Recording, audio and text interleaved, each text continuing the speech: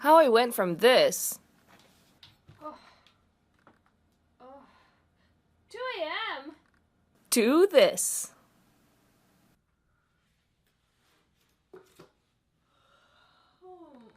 Hello, my name is Katherine, and today I will show you my actual nighttime routine and answer even more questions.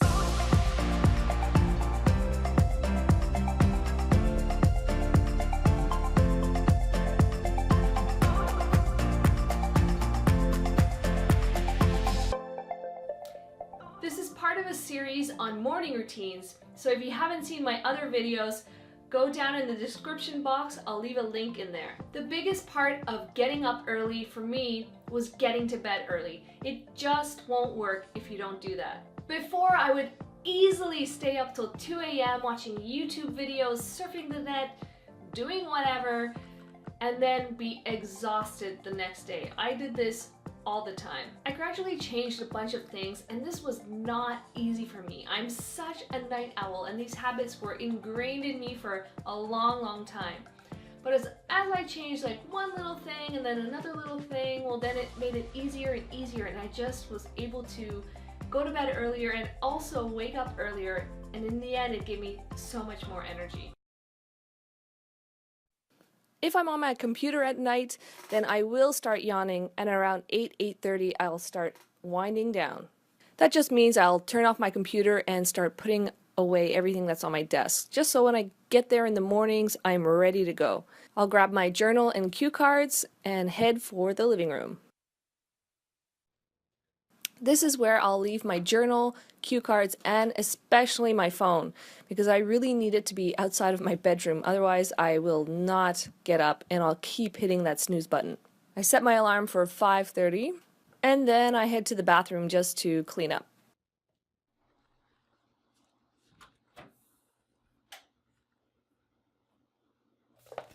Gotta brush those pearly whites again. Keep them clean. After that, I basically wash my face with a reusable cotton cloth that's washable, and then I use some cream to take off my makeup, and that's about all I do at night.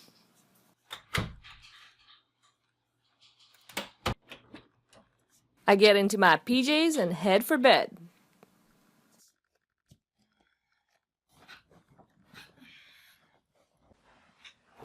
Not gonna lie, usually have about 5 to 10 books on my nightstand, but you know, filming. I just pick one that I'm into that night, read until I'm tired, and that is it.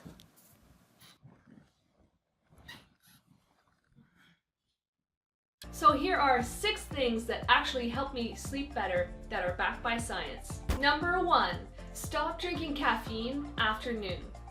Caffeine, turns out, has a long half-life, which means it stays in your body long after you've drank it.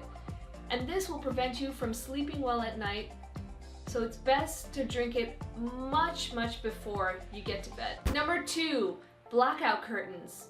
Anything that provides a light source in your bedroom, whether it be from an electronic device or from city lights that are outside your window, these will prevent you from getting into that kind of deep sleep that you really need. So blackout curtains are a must. Number 3, keeping low watt light bulbs in your bedroom. These are great for keeping a low light whenever you're trying to get to bed. This helps you fall asleep better, but also having a yellow light is really important because the blue light has been found to disrupt our natural sleeping patterns. It produces too much melatonin, which prevents you from falling asleep. Number 4, reading physical books in bed.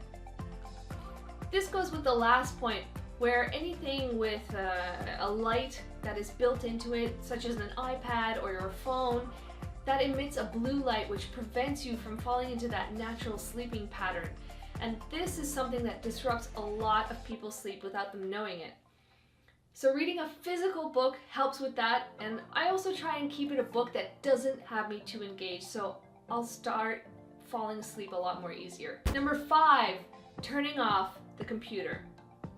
This also builds on the blue screen idea, but also for myself, I try and turn off the computer at least an hour before I go to bed.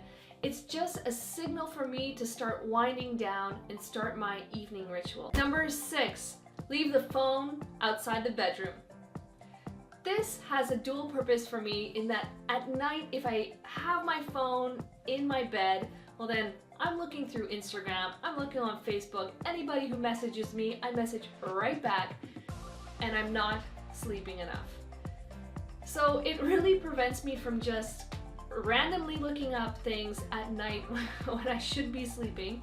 And then in the morning, it helps me to actually physically get out of bed instead of hitting the snooze button over and over, which is something I love to do. After I got those things into my routine, well, it really helped me go to bed and get up in the mornings, and I get so much more done. On to the questions! Yannick asks, how do you do this if you do shift work or work at night? That's a great question.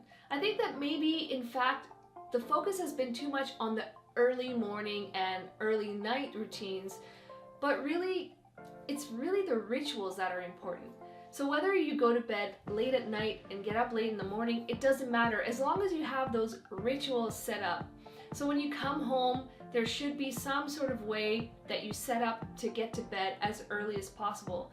And then once you get up, you have that routine that sets you up for the day instead of getting up and then wasting all this time not doing what you actually want to work on. Yannick also asks, do I think superachievers are more successful because they wake up early or they manage their time more efficiently? I completely think it's because of the rituals and routines that sets them apart rather than getting up early. It's not the time of the day or what time they go to bed that really matters. It's those rituals that kind of set you up. And there are plenty of examples of people who go to bed super late and yet they are extremely successful. There's actually a really great book on the rituals of successful people called Daily Rituals. So there you have it. That was my nighttime routine, some things that really helped me get to bed early, and also some questions answered. But hey, I want to know about you. What do you struggle with? Are there any topics that you would like me to cover or any books that you're more interested in? Please leave them down in the comments below. Thank you so much for watching. Don't forget to hit that subscribe button, and see you next time.